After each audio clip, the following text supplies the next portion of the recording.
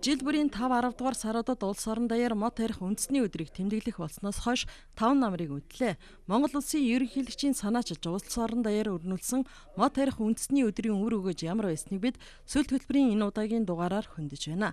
Өнгөрөгч Баасан гарагт иргэний танхимд мод тарих үндэсний өдрийн хэрэгжилтийн талаар хэлэлцүүлэг болж төр хувийн хвшлийн төлөөлөл оролцсон.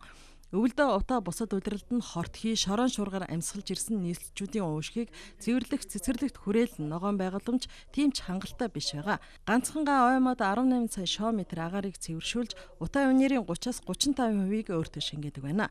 Мод ургамал өвлийн улиралдаа навч шилмэсгүй болсон үедээ ч агаарын бохирлыг 40% хүртэл багасгаж дуу чимээг ихээхэн буруулдаг байна. За ялангуяа навчит мод техникийн болон бусад дуу чимээний 25%-ийг замхруулж тоос шороог 21-аас 76% хүртэл өөртөө барьж хит халалт болон хөрөлтийг 2-3 хэмээр бууруулан хот сүрэн газарт бичил уур амьсгалыг бий болгодог. Ийм л учраас сая гаруй хүн амтай нийслэл хотын гол амин сүнс нь яахын аргагүй ногоон байгууламж болохыг Монгол улсын ерөнхийлөгч хэлэлцүүлгийг нээж хэлсэн үгэндээ онцоллоо. Ногоон байгууламж гэдэг бол байх ёстой хүний амьдралын их чухал хэсэг юм байна гэдгийг одоо нийтээрээ хүлээн зөвшөөрдөг. Энэ үйл ажиллагаанд манай аж ахуй нэгж байгууллагууд идэвхтэй оролцдог болсон байна. Мод тарихын ногоон байгууламж бий болгох нь аж ахуйн хувьд иргэдэд сонирхолтой байх юм бол нэгвэр хэлбэл амьдралд нь хэрэгтэй байх юм бол хүмүүс энэний хойноос явна. Энэ урамшууллыг бид нар бий болгож өгөх хэрэгтэй байна. Хэрвээ одоо амьдралд нь тийм одоо хэрэгцээтэй биш байх юм бол бас энэний хойноос явж чадахгүй л дээ. Тэгээ яг айл өрхөхөн бас мод тарих гэдэг ингээд оролдож байгаа газар бүхнээ айтайхан тухтай юм болох гэж оролдож байгаа орчноо. Тэгээд тэрнээс цааш хэтрэхгүй л байгаад байгаа. Байгаль орчин ногоон хөгжлийн яамнаас өнгөрсөн хавар 1 сая мод тарих хөдөлгөөн өрнүүлж 2 үе шаттай ажлыг зохион байгуулж байгаа. За эхний үе шатанд 1 сая мод ургуулахын тулд сая 250 мянган мод тарьсан байна. За өмнө нь мод тарих өдөр гэж зарлаад зөвхөн тарьж суулгадаг байсан бол одоо хаанаа ургалтанд нь анхаарах боллоо. 2013 оноос иргэн нөхөрлөл аж ахуй нэгж өөрийн хөрөнгөөр санхүүжүүлж тарьж ургуулсан ойгоо өмчлөх, төр тодтолдох журам тогтоосноор ойжуулалтын ажлыг санхүүжүүлэх шинэ их үүсвэрийг бий болгож үрдөнгөө өгч эхэллээ. За өнөөдрийн байдлаар бол Увс аймгийн 20 иргэн 39.5 га, Дархан уул аймагт бол төрийн бус байгууллагууд 10 га, за аж ахуй нэгжүүд 7 га ойгоо өмчлөх хэрэгтэй боллоо. За ойжуулалтын ажлын норм үнэлгээг 2-3 дахин нэмэгдүүлж, нэмэгдсэн өртгийн албан дотроос чиглүүлснээр энэ төрлийн үйл ажиллагаа эрхэлдэг аж ахуй нэгжийн орлого 1.5-аас 2 дахин нэмэгдэж, ойжуулах ажил эрхлэх эдийн засгийн сонирхол тодорхой хэмжээгээр нэмэгдлээ. За ойжуулалт, аж ахуй үйлдвэрлэлд хэрэглэх техник, тоног төхөөрөмжийг гайлын болон нэмэгдсэн өртгийн албан дотроос чиглүүлж, энэ ажилд дэвшил техник, технологи нэвтрүүлэх хөшүүрэг механизмыг бүрдүүлээд байна. Иргэний танхимд олсон хэлэлцүүлэгт төрийн бус байгууллага мод суулгац тарьж ургуулдаг аж ахуй нэгж байгууллагуудын төлөөлөлд оролцож өөрсдийн санаа бодлыг илэрхийллээ. Нэг үе бодвол нийслэл хот болон орон нутагт ногоон байгууламжийн цар хүрээ нэмэгдэж байгаа нь сайшаалтай. За гэхдээ сүүлийн үед Монгол орны байгаль цаг агаарт асан зохицох чадвар муутай тарьж суулгацыг гаднаас их хэмжээгээр нийлүүлж олон жилийн хөдөлмөр хүч зарсан иргэдийн ажил талаар болж байгааг аж ахуй нэгжийн төлөөлөлд онцолж байсан юм а. Бидний тарьж байгаа 3-4 жилийн хөдөлмөр яг тавга дээр өнөөдөр ингэж байж байна. Мод тарих өдөр нэгэнт зарлагдаад хүчин төгөлдөр болоод явж байгаа тохиолдлууд модор жүхийн газрууд одоо Монгол орнд таригдаж байгаа модор жүхийн газруудын материалын бааз мэдлэг мэрэгчлэл дээр жоохон анхаарч өгөх хэрэгтэй байна. Төрөөс ягаад гэвэл одоо өнөөдөр ерөөсөө яг шудраг хэлэхэд бол ерөөсөө хэдэн мэрэгчлэлтэй дуртай хүмүүсийн ажил болсон. Энэ ажил бол ерөөсөө мэдлэг мэрэгчлэнч дээшилдэггүй тэрэг техникч болсон болдгүй орчин үеийн технологи гэж ерөөсөө байдгүй. Дамд даржаа байж байгаа ганцхан ширхэг бид шудраг хэлье. Ганцхан ширхэг айхтар боловсон хүлэмж яагаад төрийн мэдлэлд үлдэлгүйгээр ингээд хувийн юунд очичвоо. Энэ уул уурхай нөхөн сэргээлтийг тэр тухайн аймгийнх нь одоо тэр мэрэгжлийн байгууллагууд, байгаль орчны газарт ерөөсөө тэргээр хийлэгдэггүй. Хотоос үрч ирэл янз бүрийн улсууд хийгээл явждаг гэсэн нэг тийм яриа байх юм байна л. Тэр нь бол үнэн бодиттой юм билээ. Тэгэхээр ерөөсөө бидний санаа бол байгаль орчных нь газрыг тэр тухайн байгаль орчных нь газраар л хийлгэж байвал одоо арай илүү үр дүнтэй одоо хяналттай баймаар байна. Төрийн байгууллагуудад засгийн газрын бүтцэж дээр доошоо одоо орон нутгийн төрийн захиргааны байгууллагуудад дээр яг цэцэрлэгжүүлэхтэй холбоотой мэрэгжлийн үйл ажиллагааг хариуцсан мэрэгжилтэн баг ер нь бол хоёр яамд одоо барилга байгуулалтын яам, байгуулагчны яам хоёрт бол хүн байхгүй гэж хэлэхэд ер нь хийсдэггүй. Тарь суулгацаа борлуулах гэхээс зэрэг гаднаас орж ирсэн тарь суулгацанд үнэн цогцолдоод нөгөө гадных нь одоо тарь суулгац борлуулаад байдаг. Тэгэхээр энийг одоо тодорхой хэмжээгээр хязгаарлаж өгөөч ээ. Дотоодын одоо мод үржүүлэгч энэ одоо ойжуулагч нар одоо энэ тарь суулгацаа борлуулахад хүндрэлтэй байна. Үн нөхцөлийн хувьд ч борлуулахын хувьд ч одоо хүндрэлтэй байна гэж ингэж одоо ярьдаг юм аа. Иргэдийн байр суурийг сонссны дараа Монгол улсын ерөнхийлөгч энэ асуудалд гайл мэргэжлийн хяналтынхан болон холбогдох албаныхан хамтарч иргэдийн мэдээллийг авах хэрэгтэй. Гаднаас хямд тарьц суулгац оруулж ирнэ гэдэг бол зөвхөн эрдэм шинжилгээний байгууллагын чиглэл зориулалтаар тэдгээр байгууллагын лаборатори туршилтад ашиглах хэмжээгээр л оруулж ирэх ёстой. Гудамж талбай тарих нөхөн сэргээлтэнд зориулж оруулж ирэх ёсгүй гэдгийг хэлж байсан юм а.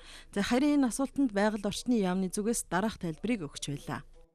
Бид нар аль болох нутгийн мод тарихыг хичээж байгаа. Тийм учраас манай говийн аймагуудад бол одоо Сухай жигдээс ихэл тарьж яхад Улаанбаатар орчинд бол бид нар ер нь навчит модны харьцааг шилмөст модоор солих энэ чиглэл барьж байгаа. Гэхдээ одоо Шархвал, Хайлас зэрэг гоё чимгэдийн модууд эхэлж байгаа гэж. Хөөх төрхөөр нэр өгдөг шиг энэ тарьж байгаа мод бүхнийг нэг бүртгэлжүүлнэ гэж нэг юм яриад байдаг тийм ээ. Одоо бүр нэг л бараг л одоо нэг малын эмэг гэдэг шиг чиптэй болгоол тэгэл хараад сууж идэг л. Ийм ажил явж байгаа мó? Ийм бодлого одоо энэ зүгээр мөрөөдөл үү, худал үгүй, үнэн юм байна уу?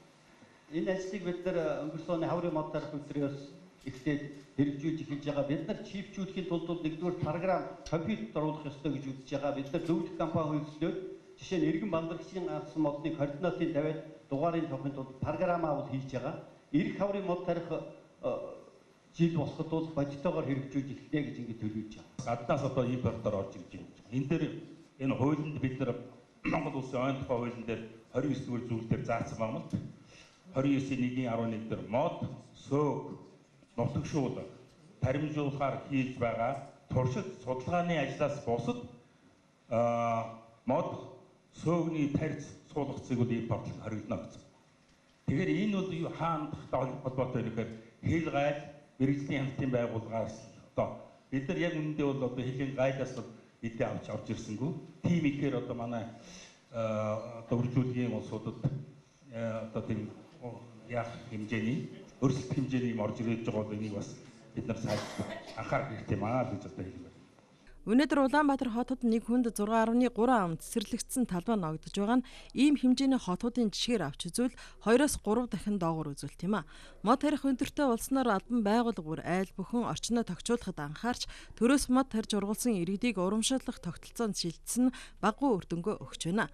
За энэ жилийн ажлын гол онцлог нь 165 мянган орчим айл өрх хашаанд мод тарьсан байна. За баг хороод бишил цэцэрлэг байгуулсан. Хамгийн гол нь эзэнтэй газар мод тарьснаар эргээд услах, хамгаалж арчлах нөхцөл нь бүрдсэн байна. Мод тарьж ургуулна гэдэг саваа хөрсөнд болох биш. Үндсийг нь суулгаж байж тэр мод ургана. Мод тарьж ургуулна гэдэг нэг ёсондоо үйлдвэрлэлийн процесс гэдгийг ерөнхийлөгч онцолж байсан юм а. Мод тарьж яах гэж саваа тарьж хаяад байгаа. Уг нь бол үндэс тарих ёстой байхгүй юу? Би бол энэ чиглэлд нэлээд ойлголт. Тэгэхээр тэр үндэс нь олон байх тусмаа тэр мод бол сайн ургадаг. Тэгээд орчиндоо зөгцсөн. Монголдоо тэр суулгац нь өөрөө төлөвлөсөн. Тэр Монголынхоо тэр мод бургас одоо тэр байгаа тэр баялагийнхаа үрээр ингэж төлөвлөсөн. Тийм мод бол Монголд сайн ургана л да. Сая одоо тэр хэлж байгаа үнэн бас. Ер нь хойтлоос Сибирээс орж ирж байгаа мод бол арай илүү ургана. Халуун орны мод бол Монголд ургах боломж бол бага шүү дээ. Тэгэхээр иймэрхүү байдлаар энэ асуудалд мэрэгжлийн талаас нь ингэж хандах хэрэгтэй. Тэр нөхөн сэргээлтийн үйл ажиллагаан дээр мэрэгжлийн аж ахуй нэгжүүдийг оруулдаг ийм зүйл их чухал байна. За тэр арчилгаан дээр тавих зардал. Одоо манайхан чинь зам тавиад хайдагтай адилхан мод тариал тэгэл мартаад хайдаг шүү дээ. Ерөөсөө л арчилгааны асуудал, арчилгааны зардал. Тэгэхээр арчилгаан дээр бид нар олон жил яриад байгаа. Энэ одоо мал хариултагтай адилхан мод арчилдаг ийм улсууд, ийм айл өрх ингэж арчлаад амжиргаагаа аваад явчих болдог нэг ийм системийг бий болгомоор байгаа. 1000 хонь хариулснаас 1000 мод одоо арчлаад хариулаад суух юм бол тэндээс авдаг ашиг шимтэй бараг адилхан хэмжээнд тэр айлд одоо орлого орж ирдэг. Тийм дэмжлэгтэй байх юм болвол тэрний ч хойноос хүмүүс явна шүү. Мод тарих үндэсний өдрийн 5 жилийн ойд зориулсан энэ удаагийн хэлэлцүүлэг 5 жилийн хугацааны ололт амжилтаа дүгнэх гэхээс илүүтэй цаашид юун дээр анхаарч хууль эрх зүйн орчныг хэрхэн сайжруулах талаар харилцан санаа бодлоо хуваалцаж төр хувийн хөвшил нэгдсэн ойлголтод хүрч чадсанараа ач холбогдолтой хэлэлцүүлэг болсон юм а.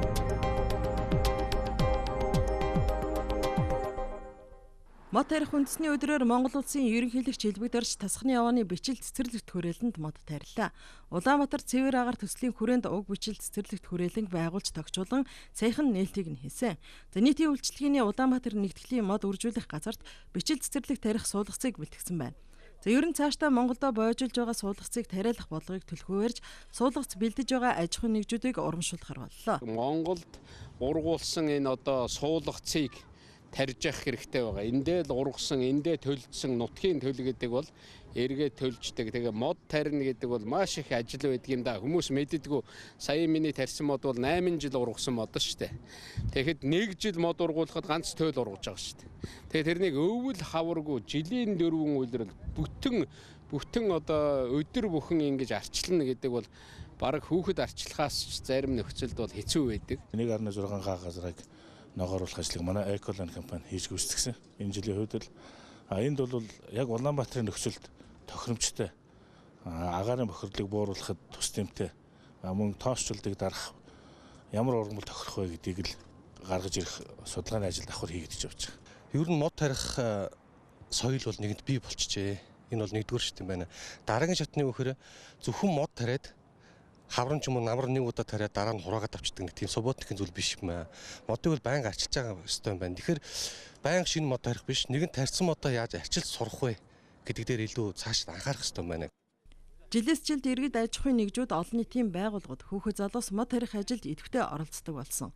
За нийслэл төдийгүй аймгийн төв сумд хүн олноор суурьсан газарт ногоон байгууламж байгуулах цэцэрлэгт хүрээлэнгүүд олноор баригдсан. За энэ бүхний үр дүнд иргэдийн амьдрах орчин сайжирч төв суурин газруудын агаарын бохирдол тодорхой хэмжээнд буурах нөхцөл бүрдээд байна. Мод тарих үндэсний өдрөөр улсын их хурлын дарга энх болд ерөнхий сайд сайхан бэлэгнаар нийслэлийн иргэдийн амрах чөлөө цагаа өнгөрүүлэх гол газар болсон үндэсний цэцэрлэгт хүрээлэнд мод тарилаа. Үндэсний цэцэрлэгт хүрээлэн байгуулагдаад 5 жил болж байгаа. За энэ хугацаанд иргэдийн амарч зугаалах таатай орчин бүрдүүлэх, ногоон байгууламжийг нэмэгдүүлэх, мод тарихаас гадна арчилгааны ажлыг графикийн дагуу тогтмол зохион байгуулсны үр дүнд 28.5 га талбайг бүрэн зөвлөгжүүлж 110,000 гаруй мод бүтцөөг тариалсан нь 93% ургалтай байна. Манай Улаанбаатарт ногоон байгууламжийн талбай 4.6 дахин бага байгаа. Тэгээ альч улсад очисон зөвлөгтэй модтой байхад бид бол одоо 4.6 дахин илүү мод тарьж зөвлөгт тарьж иж дэлхийн дундчтай ойртно гэсэн үг. Тэгэхээр хийх ажил бол маш их байна. Зөвхөн үндэсний цэцэрлэгт хүрээлэнгийн ажил биш. Энэ бол бүх айлын, бүх байгууллагын, бүх хүний одоо байгаль орчинд оруулж байгаа хувь нэмэр зүгээр одоо байгаль орчны хамгаалъя гэд зургатаар ярихын оронд ингэж мод тарьж бодит үйл ажиллагаа оруулах хэрэгтэй л дээ. Дэлхийн дулааллын эсрэг хүмүүс бидний хийж чадах хамгийн цөөхөн ажлын нэг бол одоо мод тарьж ургуулах байгаа. Тэгэхээр мод тарьж ургуулснараа бид нар одоо агаарын бохирдлыг бууруулах, хөрсийг сайжруулах, энэ усны нөөцийг нэмэгдүүлэх, энэ их хотын дуу чимээ, тоос шороог өөртөө шингээх гээд та бидэнд болон одоо үр хүүхдүүд маань чухал ач холбогдолтой. Тэгэхээр та бүгдийг бас одоо мод тарьж ургуулахыг уриалж байна.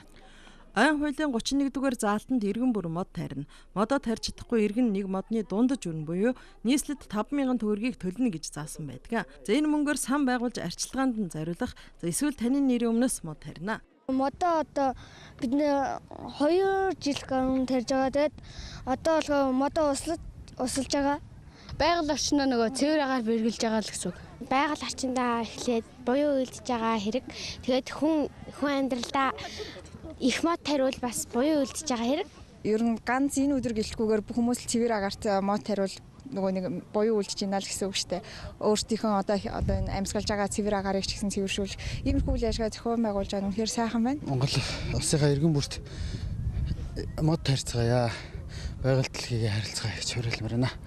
Бүх нийтээр мод тарих үндэсний өдрийн энэ жилийн арга хэмжээг байгаль орчин ногоон хөгжил, аж жуулчлалын яамнаас 1 сая мод ургуулах хөдөлгөөн болгон улс орон даяар өрнүүлж 4 зорилт тавин ажилласан. Иргэд хашаанда байгууллага аж ахуйн нэгжүүд орчин тойрондоо сум дүүрэг хороо бичил цэцэрлэг байгуулах, нэрэмжит ойтой болгох чиглэлээр ажиллаж нийт улсын хэмжээнд 1.5 сая орчим мод тарьсан байна.